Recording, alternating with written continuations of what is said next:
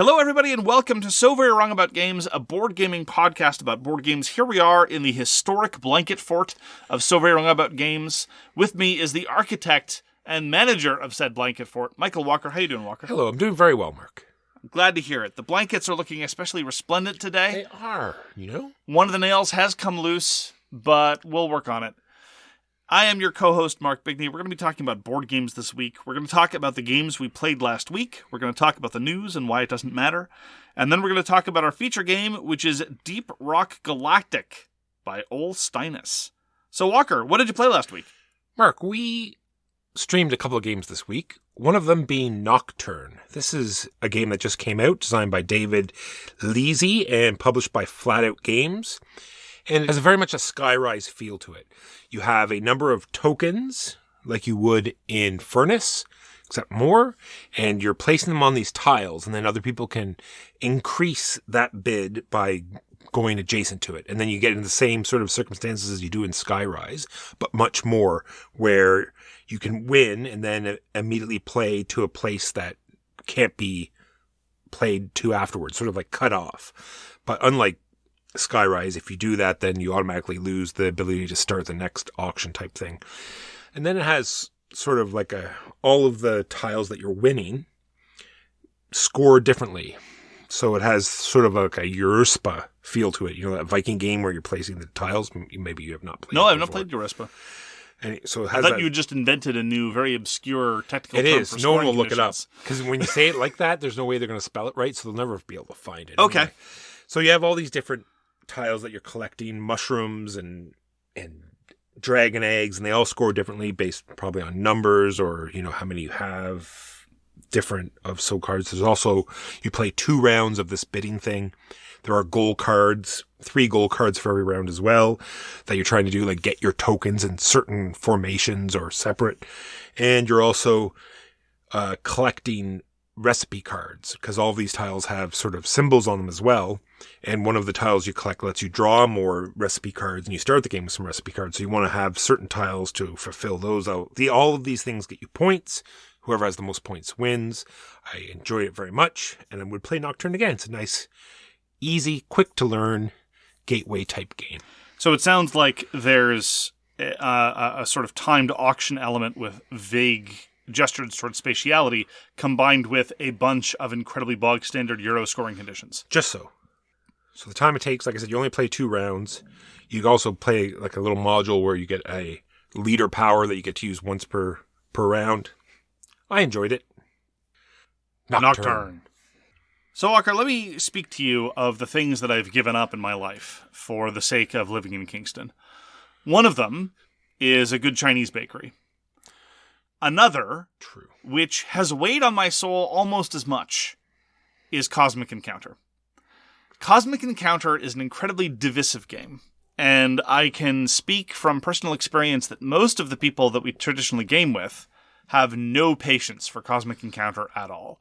You despise it. Huey despises it with a force and intensity. I don't know how Cosmic Encounter wronged him in some way, but anytime the topic comes up, he starts twitching, and then the rage begins. Well, he's very anti-take that, and Cosmic Encounter is everything that... I disagree. I disagree that Cosmic Encounter has a lot of take that. Cosmic Encounter is, I think, to a large extent, take that in the same way that Dur the Lesser Houses is in that it is shackled and situated in a broader diplomacy context. If somebody's targeting you with cards, you did something. You deserved it. I'm saying that Huey is the aggressor here, not Cosmic Encounter. Anyway, I'm very defensive about Cosmic Encounter. It was originally published in 1977 by the Eon Design Team. It more or less invented special powers in board games.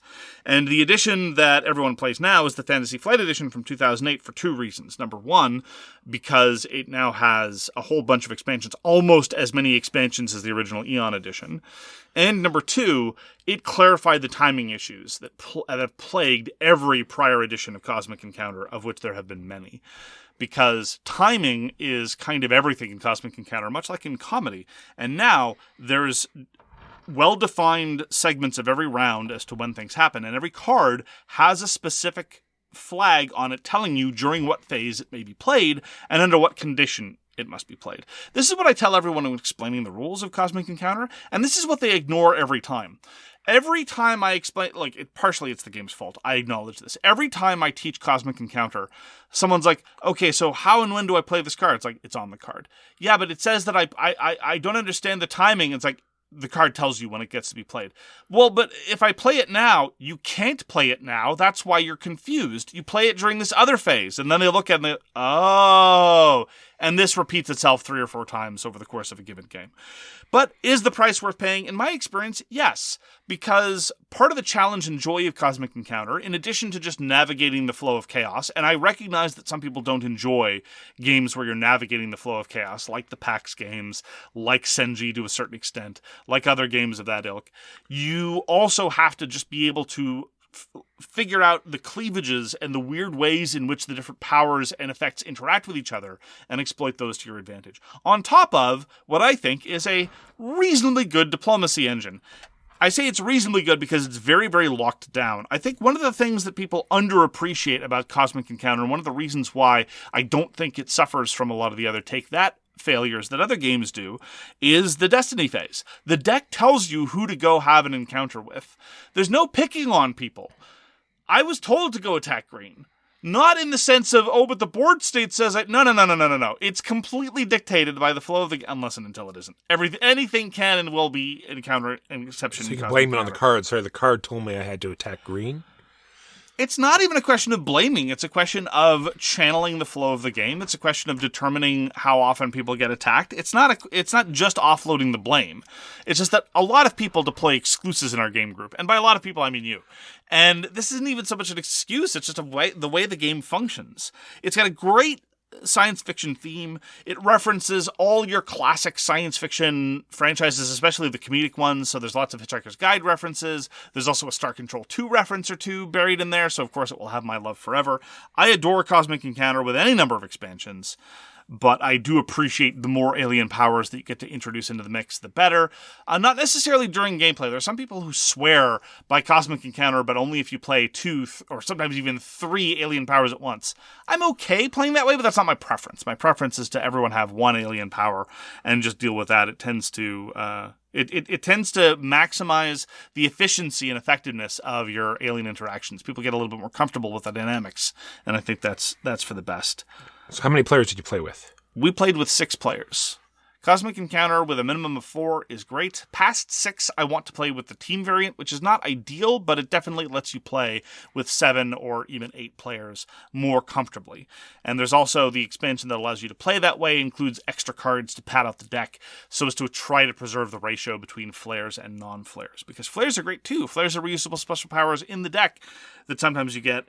And knowing how and when to play them and how long to hold on to them is part of the hand management, because Cosmic Encounter also does hand management very well, which is another thing I like. It's got diplomacy, it's got science fiction, it's got hand management. What else could you possibly like? What kind of human could possibly dislike Cosmic Encounter, Walker? I don't know, Mark. I don't know. What's your beef with Cosmic Encounter? I don't know. It's been quite a while since I played it, but I just think it just maybe it's the time it takes and then the uncertainty and the there's a lot of uncertainty. The lack of control. Well, not sure. Yeah, I mean, there's less control in Cosmic Encounter than a lot of other games. It's certainly no Euro. But I do find that if you are careful and know when to pick your spots, this is what I say about almost any game with lots of chaos that I appreciate. If you know when to pick your spots, you'll find that there's more control than you might think. But I completely respect the fact that a lot of people do not enjoy Cosmic Encounter. But I can attest to the fact that the game we played won a lot of friends, and a lot of people were talking about the ways the various effects interacted. Let me just give you an example. For those of you that are unfamiliar with Cosmic Encounter, I'll walk you through how my power worked. I was the magician. And the way encounters work is that both sides play a card face down, they're revealed, and there's a variety of different effects that might happen as a consequence of that. Most often it's an attack versus an attack, and then whoever's the best total wins. But the magician forces the opponent first to play 2 cards face down, and then the magician takes one of those cards into their hand, and the other card that is left is the card that the opponent is playing, and then the magician may play their card. It's great. Walker is cringing in terror. But everyone has a power that is appropriately bonkers. And you just have to know that when playing as a main player against the magician, that those are the stakes of the game. So when there's chaos and you pick your time to do the attack and you have that card that's great, so you put it down with the other card, but the magician just happens to take the one card that you've been saving in order to, take your one shot. Walker, what you're saying now is that the way to do well is to just save the one really good card. If in a game where saving the one really good card was the sure route to victory, you would, I think, appropriately denigrate that as not being particularly satisfying either. I didn't say the one good card. I'm just saying you have the cards ready to do your one shot. If you were relying on one specific card to save you, absent the presence of allies, absent the presence of other non-encounter cards, absent the presence of superiority against the magician, yes, it's not going to work. Copy. You are correctly identifying the fact that the magician is a powerful effect and forecloses certain routes to triumphing over the magician. But there's always ways to get around that. Now, does the magician play his card first and then steal one, or does he steal it and then get to maybe even use it against... They steal first, and then they choose a card. But I will also note that the input of cards, as a consequence of this, the magician ends up getting a fair bit more cards. This is a benefit and a curse, because any card that is in the magician's hand has to get played sooner or later. And there are a number of factions whose powers rest on shedding cards, about feeding them to other people. And so if the magician gambles poorly, or is manipulated successfully by the table, then they can end up with crappy cards. Say, for example, you're encountering the magician, and the magician was unable to garner numerical superiority over you. You can play 2 terrible encounter cards face down, and know for a fact that one of those is going into the magician's hand, and they're stuck with it. So I'm not saying that the power has a serious weakness attached. I mean that there are dynamics that you can exploit in the context of Cosmic Encounter. Game of the Year 2024. I don't care. It transcends time and space. Cosmic Encounter was originally designed by Bill Eberle, Jack Kittredge, Bill Norton, and Peter Olotka, and it was heavily revamped by Kevin Wilson for the Fantasy Flight edition of 2006. Cosmic Encounter. So the main game we streamed on Saturday was called Spectral. This is a review copy given to us by Bitewing Games. It is designed by Ryan Courtney, who also designed Pipeline. And it is sort of a deduction game. You're trying to figure out the board because there is a grid of cards that I believe is 4 by 5. And it is randomized every game. There's an A, B, C, and D sort of strip that goes vertically, and within those strips, they'll be randomized, and then the strips will be randomized. So the whole board is randomized up. There's a certain amount of control, yes. But it's heavily randomized within that structure. And the easiest way to explain it is to go right to the end game. You flip all the cards up, and the cards will populate the board with some number of treasures and curses. And the cards, it goes clockwise or 2 spaces away. Anyway, the whole board's, and then during the game... So you flip up a card in row A, and it says 2 cards over, put a curse. You flip over a card in row B, and it says 1 card over, put a treasure. And so that, in turn, populates the points and demerits that will occupy the map. And so during the game, you would have put out explorers into the sort of creases of the cards, looking at them, figuring out where all this stuff is, and hopefully by the end of the game, having your explorers not where the curses are, but where all the treasures are. Anyway, very interesting, mostly because the end game is so sort of wonky. Someone can sort of force the end of the game by putting all their explorers out in one turn. But that being said, the other players that have explorers left, the actual explorers are worth points. So that might offset it if you do it too early. Also, the end of the game will trigger if everyone passes. So if everyone's sort of happy where their explorers are, then that will also trigger the end of the game. Anyway, looking forward to playing more. Looking forward to showing it to you. There's some, extra modules and a small expansion. So lots of stuff for Spectral. Yeah, deduction games for me tend to be hit or miss. And the structure seems reasonably clean. And probably with minimal note-taking, I hope. I don't know. I don't think it'll crack my head wide open in an unpleasant way. I'm looking forward to trying it. Yeah, the fact that it plays so quickly is why I love it. Because, a lot of these games take so long, like a Clue or any of these other games that, you're spending an hour figuring stuff out, and then it's like, it never sort of washes out to be fulfilling at the end for the time it takes. Sure. This one was played in like 30 minutes. Anyway. Spectral. Well, that's one of the reasons why I like Paint the Roses, because it's not just one logic puzzle. It's a series of logic puzzles that you need to progress through. And there's a certain degree of control as to whether or not they're always the ones where you need ample note-taking. But once the note-taking starts in Paint the Roses, I'm like, it starts to strain my enthusiasm. But as I say, deduction games aren't really my favorite form of game to begin with. We played The Edge Dawnfall again. I'm not a huge fan of the title of the game. It makes me sound like some sort of pretentious side project of a U2 guitarist and or a finishing move from a WWE wrestler. But anyway, The Edge Dawnfall is a two-player skirmishy type thing with a heavy emphasis on card play. And you construct a deck before the game starts. You draft your units before the game starts. And the game starts very much in media res. There's no, well, here are my front lines. I need to go march out to beat you in the middle, and then we start skirmishing. No. You can definitely have people right in the mix at the start. The rulebook actually says explicitly to encourage you to think of the beginning of turn one as kind of the middle of a fight that's been going on for some time. And sure enough, it does one of those things that I very much appreciate in skirmish-type games, which is to say, how can we simplify things?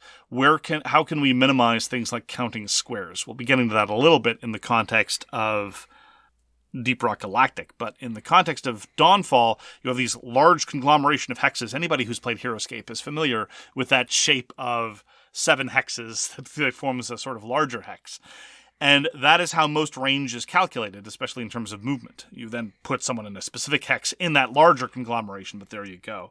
And I find that a reasonably good way of simplifying the mental load and getting you focused on just the ability of where do I need to be, what terrain do I need to capture, or what guys do I need to skirmish with.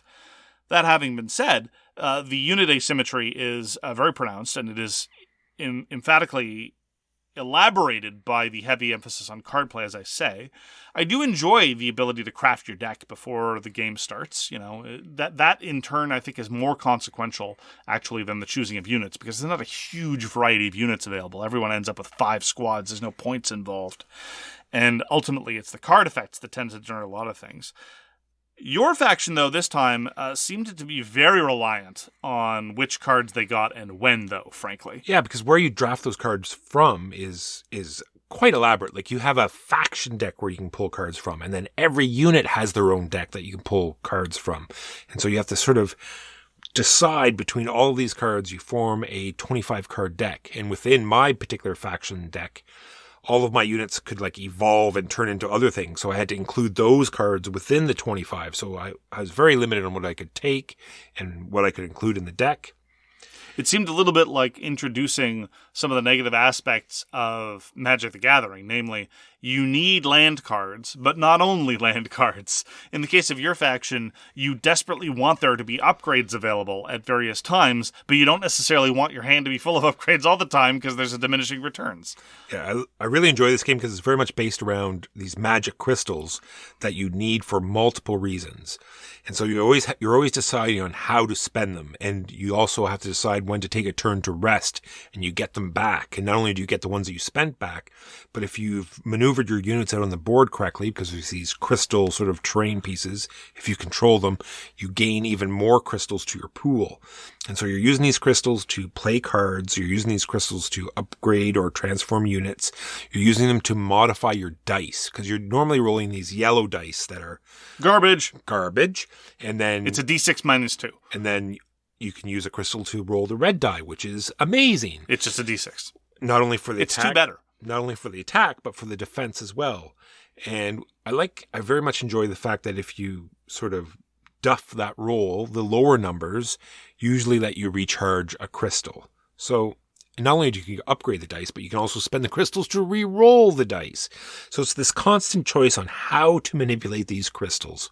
Anyway, we'll always play. Great skirmish game. Yeah, the economy, you're right to emphasize the economy because it's very, very consequential.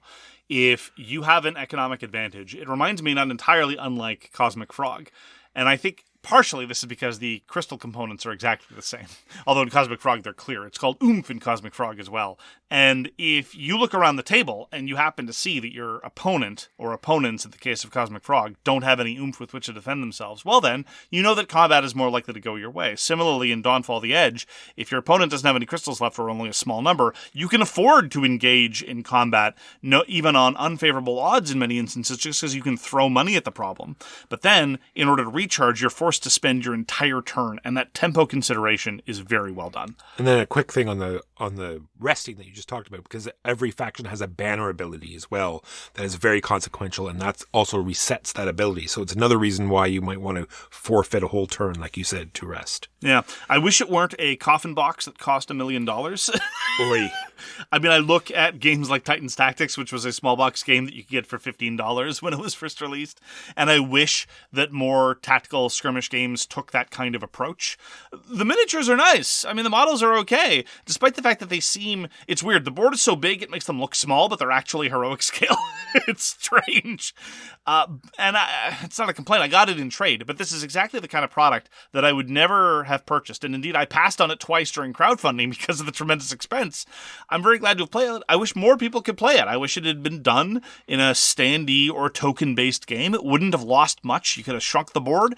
Cards would have still been a significant expense. It never would have become a cheap product, but it didn't need to be the monstrosity that it is. I do enjoy that the fact that the factions are very unique. They're, Yes. no common tropes of, elves and dwarves or Minotaur, none of that stuff. All very unique. Well, there's a dwarfy faction, and there's kind of the standard, good guy faction with an Angel of Death. Okay, yeah, fine. You're right. There's a naturesy faction and a dwarfy faction and a demon faction. Cenobite faction. Well, yes. Then there are ones that don't quite fit into that slot. You're right. You're right. It is definitely more sophisticated than elves, dwarves, and humans and orcs. But some of them aren't necessarily what I would regard as paradigm breaking. But yeah, I mean, I'm very pleased to get the Edge Dawnfall back to the table. It plays reasonably quick. It's just hard to lug around, and it's a reasonable commitment in terms of the physicality of the thing.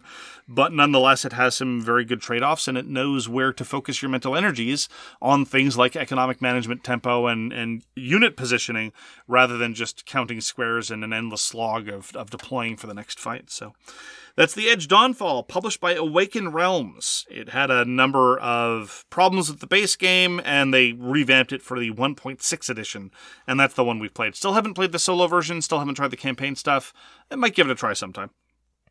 I love Darwin's Journey. This is designed by Simone Luciani and Nestore Mangone, and published by ThunderGryph Games. And I played several games of it this week because it's on Board Game Arena now, but I feel as though it doesn't shine well, at least for me, on Board Game Arena, because there's just too much to track. Because you constantly want to know what benefits you'll get from moving your ship, what benefits you're going to get from moving your explorer, what goal tiles you have out, what seals are available. You want to be able to scope the whole board, and I just can't do that on the computer version. I could sit and take time and go over everything every time I take a turn and reinvest where I am in the board state, but it's just not worth it. It doesn't feel the same. So I'm sure I'll still try it on Board Game Arena, but it does not give me the same feel. It's a great game where you're taking animal samples from different locations on the board. You're improving, it's like a worker placement. You're improving those board states. You're also, trying to make your workers better because you're putting seals, give them more skills, and you start with some skill cards that give you these incredible abilities once you've fulfilled them. So question, the dead seals that you accumulate and put on your workers, are they similar to the dead animals that you accumulate and send to museums? No, you eat the animals. The seals you don't eat. Oh, okay. Yeah. Darwin's Journey. Yeah, you've described why I dislike most digital implementations. I'm sad to hear that Darwin's Journey is worse than others, but I frequently find it so difficult to just get a quick sense of the board state and the trade-offs that then inform what I need to do when playing digital implementations. That's why when I'm willing to play a digital implementation, it's typically one of the very, very simple games. Some reasons I do like is because the Orleans games I've been playing, I do need to go check some rules now, because sometimes you think you can do an action and it won't let you, and you're trying to figure out, well, why can't I do that action? Why can't I do the monastery action? Why won't it let me take a monk? It's showing that there's monks there, but it's not letting me take that action.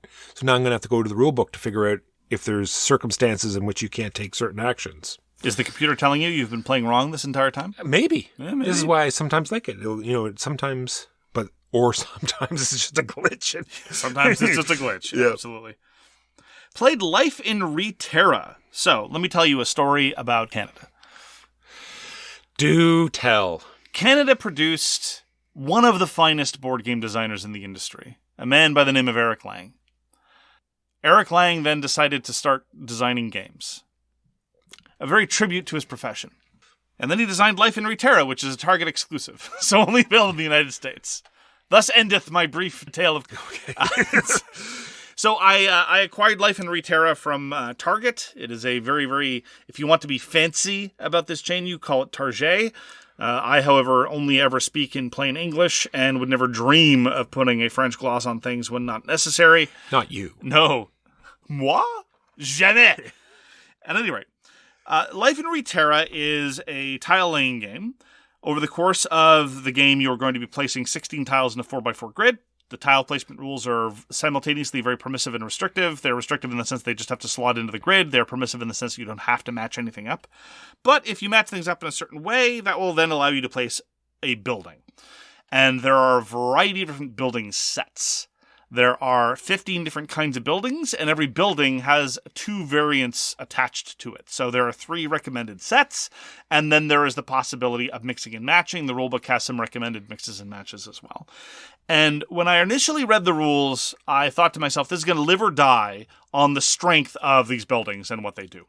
Because I've basically explained the entirety of the game. There's some scoring nuance, but there's no built-in player interaction. It's just a question of drafting these tiles from an available display and placing them into your grid.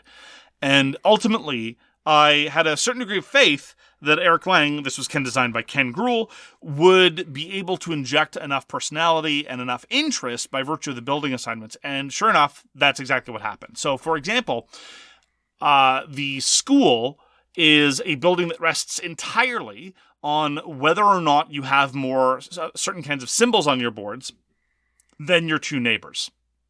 And in the context of Life in Reterra, this immediately recontextualizes what you're going to take and what you care about your neighbors taking, and whether you should build schools in response to both of those considerations.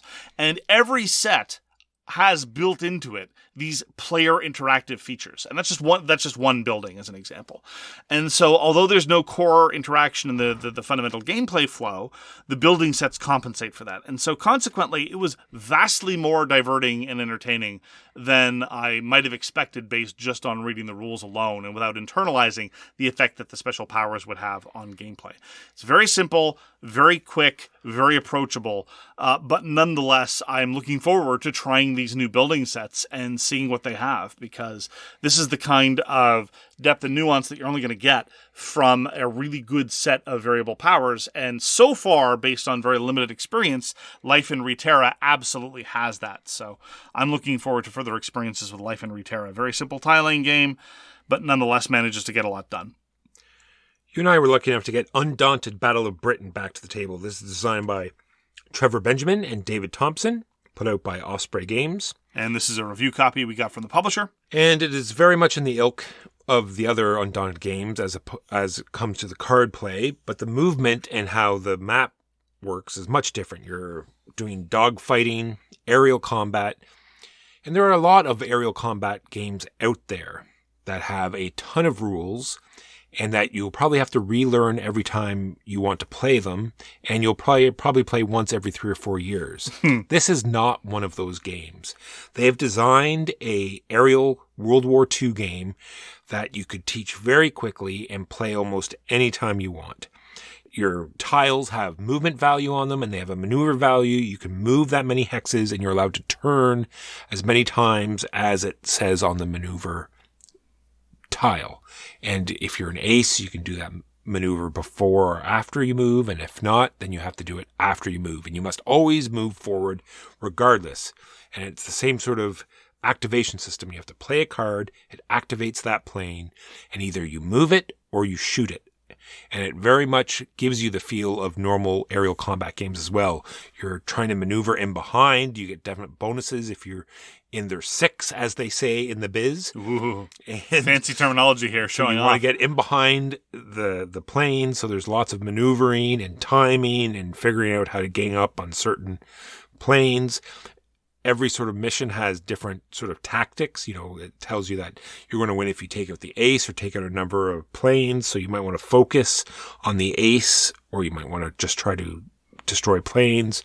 There are ships sometimes that you can put in. Lots of different bombing runs, anti-aircraft guns. All sorts of interesting things. Every time we play Battle of Britain, we wonder why we don't play more. All around great product. So one of the key strengths of the Undaunted series, and I've thoroughly enjoyed every Undaunted game I've played, is that initiative really matters. And you've got a 4-card hand. Every round you bid with initiative with one of your cards, and very often you really wish you didn't have to because you want all those cards very badly. And winning initiative is super important because if you play second, it is possible that your hand will degrade by virtue of the things that the active player did. So it's always been super crucial. I feel like Undaunted Battle of Britain dials that up to 11 because your units can only fire straight ahead in a straight line. They were just planes. They were just simple fighter planes, Walker. They didn't have fancy turrets and laser beams and whatever else you have in your 40Ks and your heat-seeking doodads and this, that, and the other. This is just they're very simple machines. That's right. Look at an airplane. It's just an airplane. It's not a complicated thing. Anybody can build an airplane. Anyway, and therefore, you need to line up your shots and then hope that your target's not going to leave before you go and shoot.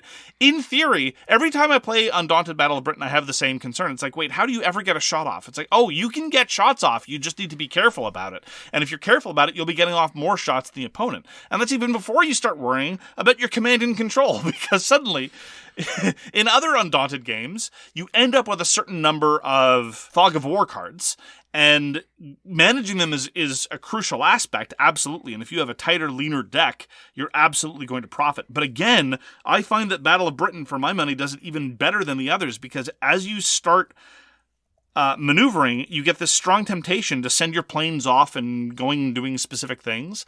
But the moment your squadron is out of command, if they're too far away from each other, your powerful squadron command cards, every time you use them, you get another Fog of War card, even when you're, for example, using them to bid for initiative. And that can be very painful. And honestly, I think that was what determined our past game. It was very, very close. We were both down to the wire. It was more or less whoever would get the next shot off, because despite the fact that it was scenario 5 in a scenario book, it was nonetheless a very much, you have equal forces. They start off at various points in the map. Go at it. The victory condition is based off kills.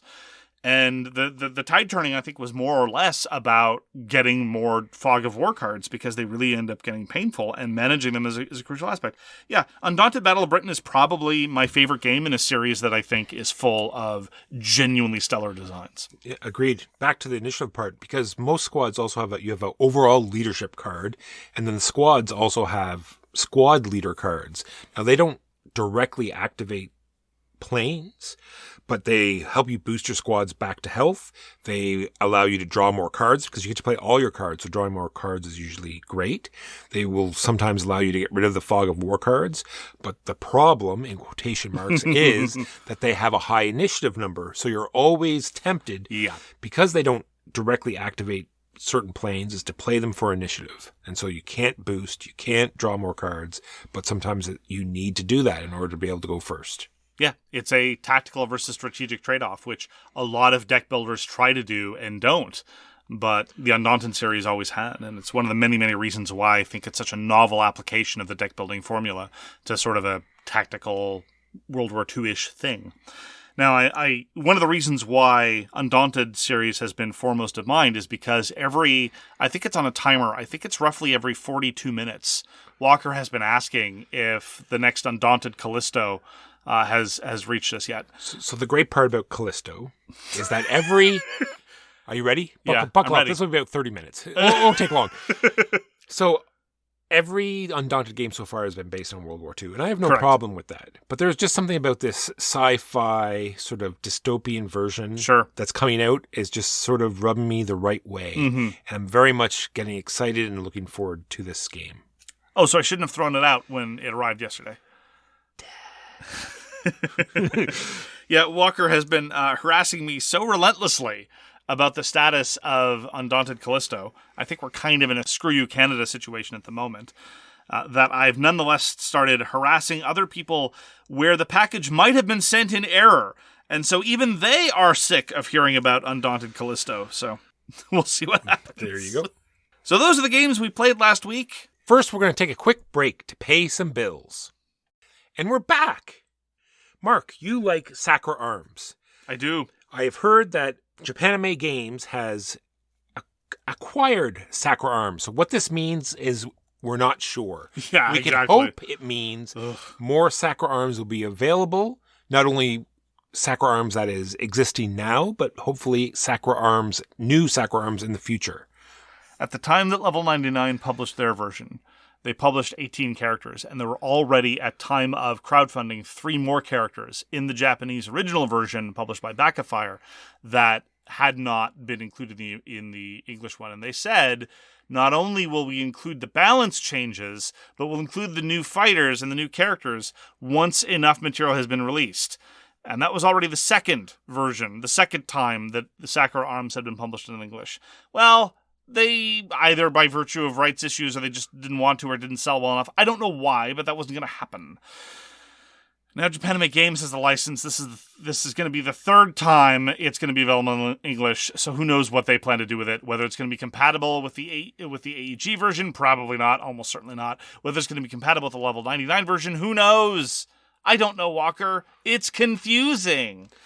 Why is Sakura Arms fantastic? Well, because it is a card battler, but you get to take 2 characters, then you get to merge their decks, and so there's a little bit of card crafting, deck crafting, small deck.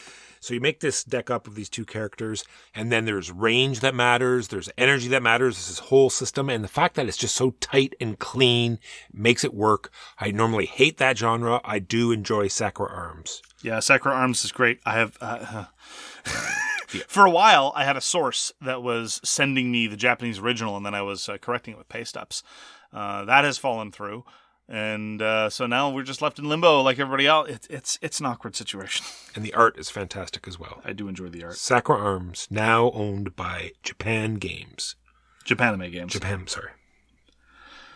There's going to be another expansion to Res Arcana Duo. This is going to be a 2-player expandalone for the Tom Lehman Tableau Builder. This is the third expansion after Luxet Tenebrae and Perle Imperii.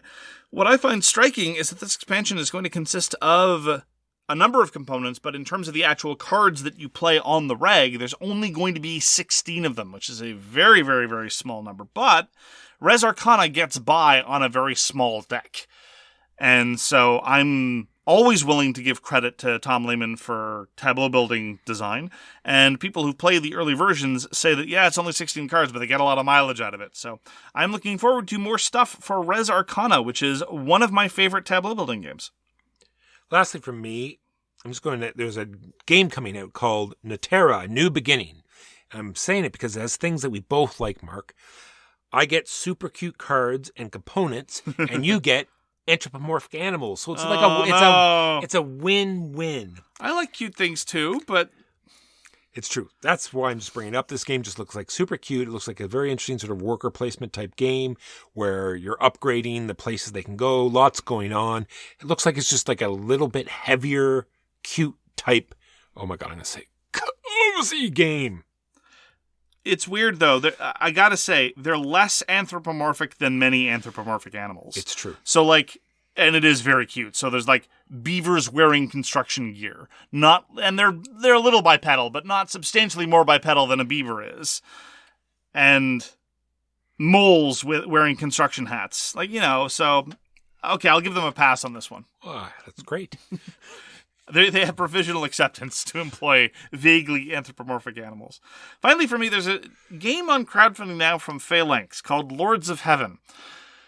I am always very nervous when particularly Western game publishers start to design games about the Crusades, because the Crusades was, how shall we put this, terrible! But they seem to be trying to take this into a different direction, so it's a 4-faction game with 2 Christian factions and 2 Muslim factions. You've got the Crusaders, the Byzantine Empire, the Fatimid Caliphate, and the Seljuks. And so it's possibly not going to be a monolith. It's tough to tell. Like, the problem is that all those previous games about the Crusades are all very firmly from the perspective of the Crusaders and tend to either gloss over or elide the tremendous atrocities that were inflicted by the Crusaders throughout the entirety of the Crusades.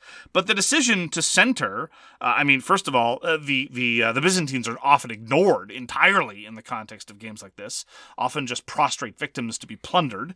But the fact that they're a playable faction as well as 2 different factions of the broader Muslim world, I don't know. I'm almost cautiously optimistic. Well, this came up on my radar when I was thinking about what we should talk about in our Patreon Pledge of Indifference, where we talk about crowdfunding stuff. It just looks so drab. Like, I respect that. I'm more curious about it from the cultural and historical angle, frankly. I don't know that it's going to be something that I want to play. It's just that when I heard that Phalanx was going to be making a game about the Holy Land during the Crusades, all of my available muscles tensed up in anticipatory concern. No doubt. But having looked a little bit about it, maybe there's reason to believe that it will not be, shall we say, a terrible act of revisionism. Yeah, I kind of hope. That's as far as I'm willing to go at this time. So that is the news and why it doesn't matter. Now we move on to our feature game. Our feature game this week is Deep Rock Galactic, which is a video game adaptation. It's designed by Ole Steinus, published by Mood Publishing originally in 2022. We have played the 2nd edition. Ole Steinus is best known for his work on Champions of Midgard, which has been described by Walker as pretty good, and me as almost outrage-inducingly bland. Walker, why don't you give us an unhelpful summary about what one does in Deep Rock Galactic? Deep Rock Galactic, you are mining dwarves set by the... You're mining dwarves. No. So are the dwarves lodged in the rock? Dwarves that mine. Are they? Okay, thank you. Dwarf miners. That makes so much more sense. I was wondering when I was going to just chip away at the rock, and behind the rock there was a dwarf. Dwarf pops up. Like, hey! Okay. That makes more... Thank you for clarifying that. And so you're sent by the corporation, because the corporation is corporation-y. And they want the unattainium mark, because that's how it works. And so, of course, this upsets the local bugs, which you just kill. Because that's the homeowners association? Because that's what you do. Okay, you kill the bugs. You kill the bugs. Okay. The native bugs, you kill them. Are there bug miners? In the way. And you collect the rocks, Mark, because the rocks are good. and bugs it's not, bad, rocks good. Not enough that you kill the bugs, but you must also harvest their young. And you take their young back, and you bring them everything back to the ship. And you have a certain amount of time to do that, and then you win. This is Deep Rock Galactic right here. Okay. Have you played the video game? I have not. I was tempted, but it's like a first-person shooter. Yeah. And my hands at the moment, not really first-person status making. Well, I was mostly curious. So the video game's been out for a while. I thought you might have tried it before because it's one of those designed to be played co-op kinds of things. It's true. It was on the radar, and when it came up for sale, I proposed it to the local group, and they showed no interest. So yeah. I might have been involved in that lack of interest. I'm not generally a big fan of first-person shooters, although there are some that I quite enjoy.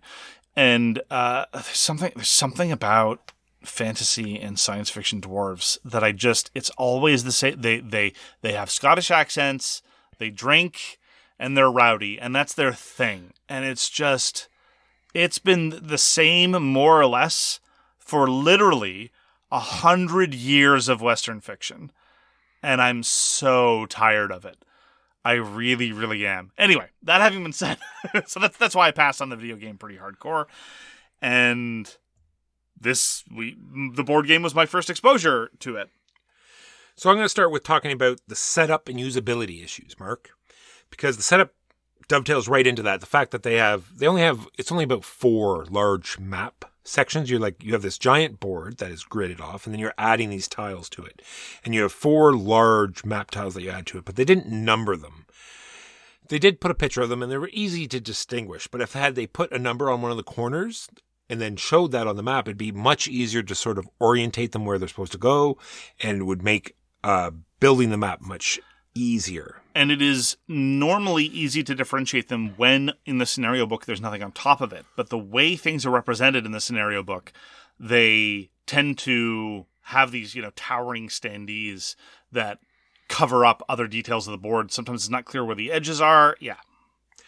And then we always both hate, both the mission book and the rule book are completely blank. The backs of them are completely blank. So constantly throughout the game, you're trying to reference what certain things do. And all of this would be fixed very easily as they just put some quick reference on the back of the books. Absolutely.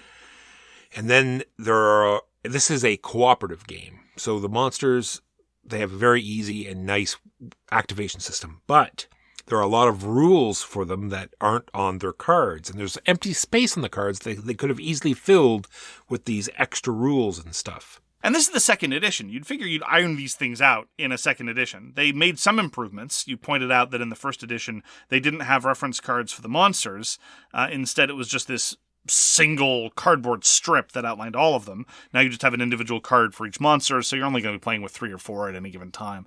And that's definitely an improvement. But yeah, you've got this blank space. The amount of blank space and the amount of referencing that you have to do in the context of the rulebook, there might be a relationship between these two features. And last but not least, they named the dice mark, which this just made it a little painful. The dwarves have all these different weapons, and they all roll different colored dice. And they decided to name the dice. Like, let's say the blue ones are armor-piercing dice. And you and I, playing a lot of these games in the before times, when something says it's armor-piercing and they put it in bold, which is double egregious, it usually means something. So I'm looking through the whole rule book, asking online, looking through the forums, trying to find out what armor-piercing means. It means blue. It means they're blue dice. The blue dice are armor-piercing dice. They're blue, yeah. Same thing, they have the red ones are called flame dice in bold. The red ones are called explosive dice. And so, yes, bad call on naming the dice. Which is a bit of a disservice because what they do with these custom dice is arguably one of the better uses of custom dice in recent memory. Often it's an excuse, a way to drive up the costs or just make things look cool, or in the case of a tabletop miniatures game, mean that you have to buy extra components from the publisher rather than being able to kit patch or substitute your own. But in this context, it actually works quite well. It's not even so much the number of different results, number of hits that you're going to get on a die, because that's all that they do. They just show a variable number of hits, from 0 to sometimes 3-ish. It's more about various bugs are resistant to various types of damage, and it's very, very simple. If you're targeting a bug that is resistant to the type of ammo that you're using, all you do is the first die of that color that shows a hit is just socked away. So it's only the second and subsequent dice of that type are applied there. So all you have to do in the context of a really, really tough bug, just says, oh, I am resistant to more colors of dice. It's simple, it's evocative, it encourages you to be careful about your loadout, it encourages differentiation of weaponry, all with a minimum of rules overhead, so long as you've successfully immediately internalized that the things that look like keywords are not keywords, and they just mean blue. The other cool thing you do is you get to chain the dice. So if you're surrounded by a bunch of little bugs, you can start, you roll 3 dice and you roll 3 hits, you can sort of chain them along them and hit each of them. Something small, but is very interesting during gameplay. Yeah, mostly it's relevant for crowd control when there's large number of smaller bugs. We never really got to a position where there was a particularly large number because Deep Rock Galactic is pretty easy in my experience. And ultimately, I would have appreciated perhaps a little bit of an increase into the number of swarms to really get the sense of lots of bugs. Because again, that's also my impression of kind of how the video game works at times, but that's neither here nor there. And it would have really allowed you to care about chaining those dice a little bit more often, because it's a cool effect that you seldom employ. Yeah, let's touch on both those things very quickly. There is a way to sort of increase the difficulty, because you do have like a sort of a timeline. And it also dovetails what I was about to talk about next anyway, which is player count. It works great at different player counts, because how it works is a player will take their turn and then they draw an event card. And then a player takes a turn and draws an event card. So regardless of how many players you add in, it's just going to do the same thing. We feel as though the downtime might be a little egregious at 4, but it worked fine at 3. And so that sort of timeline, you can advance it a little further at the beginning of the game in order to make it a little bit harder. So it doesn't make the in-game part harder, but it just cuts down how much time you have to get. Gives you fewer rounds, because one of the ways you can lose a scenario is basically by timing out. But that actually, in the context of the event cards, which is how the AI activates, that's one of my biggest criticisms with respect to the difficulty in Deep Rock Galactic, because it all depends on which event cards you pull and when. A non-trivial number of the event cards are beneficial. They just give you the opportunity to get extra stuff, sometimes at a cost, sometimes not at a cost. And then on the other end, there's, spawn the worst kind of monster that exists. It shows up right in your face. Oh, and activate it now, by the way. And so if you draw lots of those cards, it's going to be a very, very difficult slog. If you draw lots of the other cards, you're going to breeze through and nothing's going to oppose you. Yeah, this is a very common problem in co-op games, right? Is the event deck. There is an event deck in almost every cooperative game. It is sort of their weapon when you go against, how are you going to randomize, the game getting difficult. And it's this event deck, and you're always going to fall into the problem of drawing the wrong cards at the wrong time. Yes, but seldom is it the case that the only way that the enemy forces activate is commingled in the same deck with a whole bunch of positive effects. So sometimes the game system is going to take a pause from punching you in the face in other games, but the enemies are still going to activate reliably. In Deep Rock Galactic, you can go 5 rounds in a row without the enemies activating or spawning at all, while you're just having either these one-time effects that may be good or bad, or just these bennies. And the inability to give a sort of arc is also a bit of a problem as a consequence of that. I mean, look, games can be too easy, that's fine. I mean, Spirit Island is often too easy. Games can be too difficult, that's fine too. Doomrock is probably more difficult than it needs to be. But ultimately, it's just the fact that there's this fat deck of event cards that is not controlled by the scenario. There's only a very, very little bit that the scenario introduces. Some of the cards say, trigger this scenario-specific event. But that's a small minority of things. And so honestly, I was less than impressed at the sort of editorial and authorial design that was employed with respect to how the opposition works. Speaking of how the opposition works, a lot of games make it painful on how to move around the enemy, or, rules heavy. I think they did a fantastic job. Like we said, all of the different creatures have a card, so you sort of line them up on the side of the board, and they all have a number, and they're to activate in that order. And they either move, or if they're already adjacent to you, they will attack. And that's how it's nice and easy and works very well. I agree. It is very streamlined, very simple to execute. At times, gives you a sense of palpable threat, but again, that's largely due to the vicissitudes of the event deck and the order in which things come up, and do serve as a good way to impede your progress through the map, and we should start talking about that at some point. Which is the exact thing I have up next, digging around the map, because you can sort of look at the map and say, well, we have to get way over there. I don't want to slog all the way around there. Let's just dig around this side, and you can literally just, recreate the map on how you want it. It takes a while, but you can still do it. You connect to these, unknown pockets, or you can just dig, a tunnel around, and it's very interesting and very thematic. It's my favorite part of the game. I think it's really cool, and it, as you say, it's extraordinarily thematic, so I'm not surprised that the other games don't do it as well. You are, after all, mining dwarves, as I understand it, and in order to mine a dwarf, you need to be able to chip away at the rock that encases the dwarf. And the tiles that start every scenario out, the core large game board tiles, have choke points built into them, but the specific geography and the way the choke points interact with the broader mission objectives will vary from scenario to scenario. And so there are occasions where you are obliged to do that to get more efficiencies. And then there's where you just have to tunnel through rock just to get to the other side. Like the tiles don't all start out touching. Sometimes there's solid wall in between them. And so it gives you the opportunity to be a bit clever, as well as gives the game an opportunity to make things a little bit more difficult and sloggy for you when intentional. And just the ability to change the map is just downright cool. So the other thing we didn't talk about when we were talking about weapons is the fact that you have to track your ammunition. And so you have two weapons. You sort of have your main weapon, which you can switch at the beginning of the game. There's sort of two options that you can go with. And then you have your secondary weapon, which is this deck of cards that you look through and you pick whatever one you want. Usually you want to have ones that roll different dice. Another interesting part is that you can do something, take an action, sort of make a sacrifice, take an action, and overclock that secondary weapon, which just makes it a little bit better and lets you have more ammo for it. Similarly, there are weapon upgrades that you can find on the map, and they range from really useful to very, very, very, really useful. Agreed.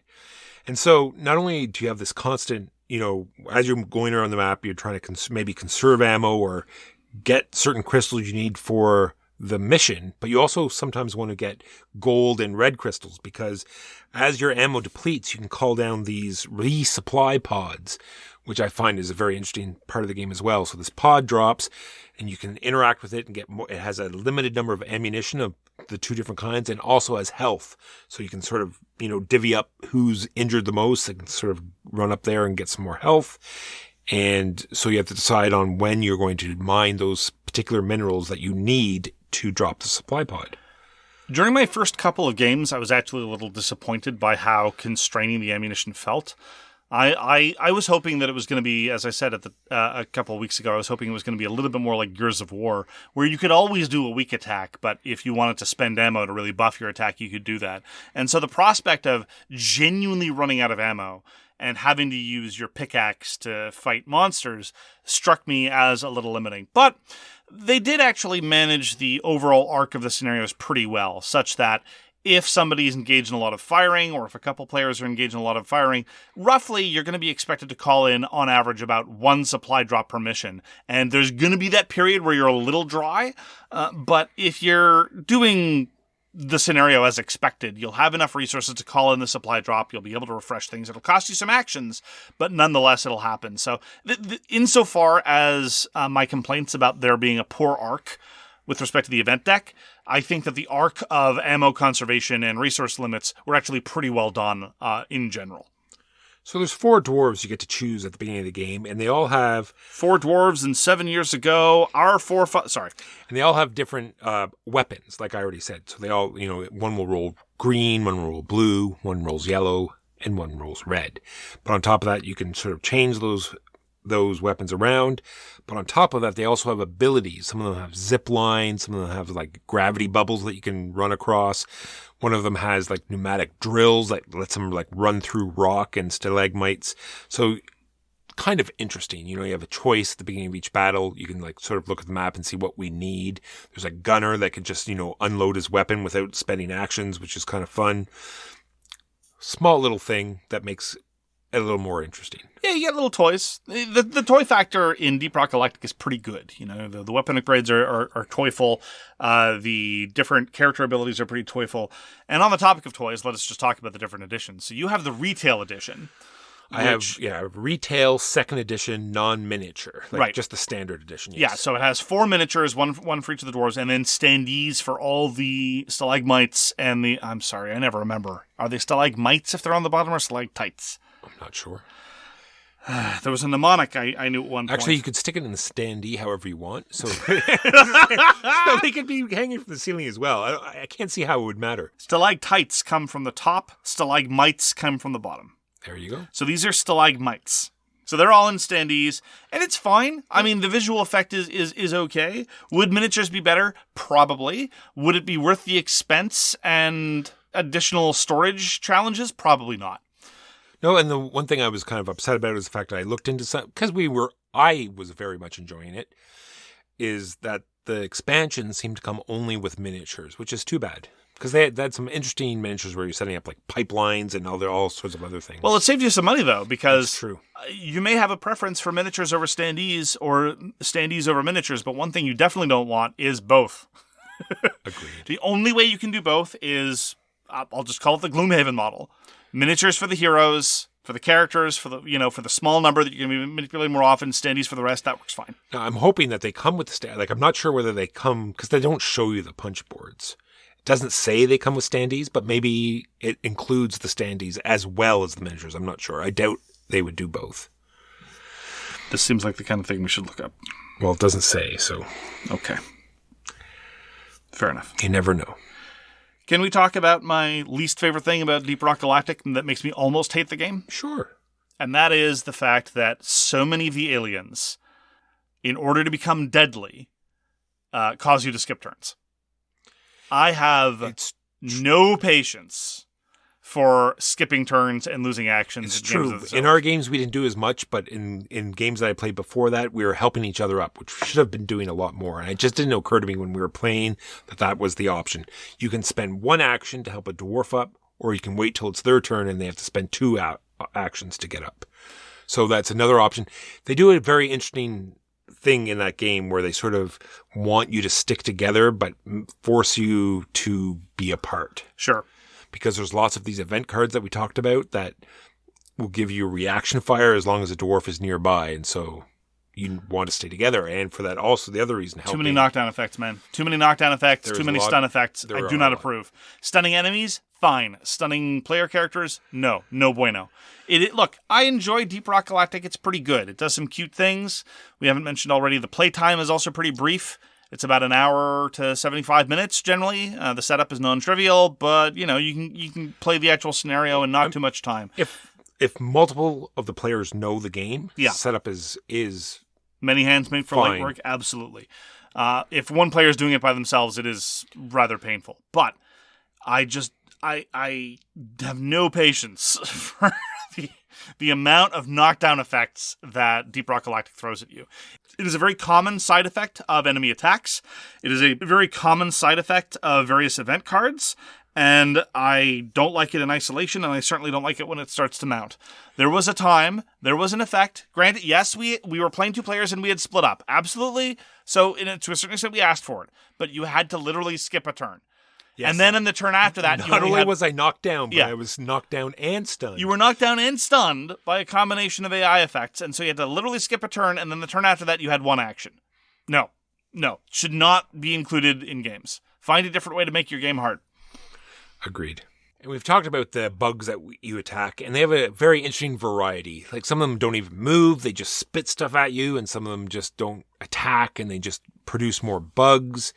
And there are certain places where they spawn, and we like to hang out right at those places. So, like, when they spawn, they're right beside us, because that's the good way to play, apparently. No, I think that's just because the scenario design has made it so that you're kind of forced to chill out by the spawn zones on occasion. If we were smarter, we'd probably do it less, but we'd still have to do it some. So some of them explode, some of them shoot webs. I find them all quite interesting. Yeah, I wonder sometimes, though, again, with my complaints about the difficulty, if part of the problem is they've set up this fundamental formula where the monsters either move or attack, and so it creates a kind of easy way to keep them in check, just constantly moving away from the melee ones and not entering the line of sight of the ranged ones. But on those occasions where they do spawn and then immediately activate, it feels like kind of an unfair surprise that we couldn't have planned for. So they're kind of in a situation where the only trick that challenges you is the one that feels arbitrary, which again is not great. I mean, overall, the AI is low maintenance, which is great, but not necessarily what I would call interesting or particularly sophisticated, which is okay. So ultimately what I'm saying is that all these things in conjunction, the fact that it's quick playing, the fact that it has a couple of cute things with the bullet chaining and the resistances and the light terraforming, I think it's cute, but ultimately it doesn't sort of elevate the genre the way it might have been able to do if it really leaned into some of those uniquenesses, and if the AI had been a little bit more curated, a little bit more editorial, and if it didn't feel overall quite so easy. I think adding more stuff might take away, because... Agreed. There is a lot of games in this genre, this sort of like dungeon crawling type genre. And right now I even have one set up upstairs, and it's just so dense that will not get to the table. This is like the Batman Chronicle game, second edition. And oh my God, just learning it. This Deep Rock Galactic is much like the other game I talked about earlier, like Undaunted. Yeah. You'll be able to bring it to the table and play it without having to like relearn it every time. Yes, in that sense. Undaunted, though, I will just observe, just as a corollary to my previous comments, Undaunted in many ways is genre-defying and genre-elevating in a way that Deep Rock Galactic sometimes gestures towards but never quite gets to. Agreed. But I think it accomplishes that feeling of we're all going to go grab a gun, we're going to go in there, and we're going to shoot some bugs, do this scenario, and get out. And I think it really accomplishes that well. I agree. It is diverting, it is fun, it is cute. And another thing that it does well that a lot of games of this ilk don't do well is the scenario design overall is pretty well done in that there's a pretty good balance of when you need to be hustling and when you need to be shooting. Some games, the moment you stop and start trying to engage the enemies, it's a wasted opportunity. So yeah, they kit you out with all these guns and things to do, but it's a mistake to use them. Other games, it's just about racing from point A to point B. Or some other games, it's just, there's no real reason to engage in maneuver. It's just you plant your ground and do the thing. And I think that Deep Rock Galactic does a pretty good job of letting you do a mix of both, play with your toys, and try to navigate the constraints of the levels to go do your fetch quest things. So that, I think, is definitely one of the reasons why I find it as diverting as I do. Glad I picked it up. Deep Rock Galactic. Yeah, it is definitely not something that I would have been inclined to try, but I'm very glad I did. So that's going to do it for this week. Thank you very, very much for joining us for So Very Wrong About Games. Thank you for spending the time with us. We appreciate it a great deal, and we hope to see you again soon. Peace!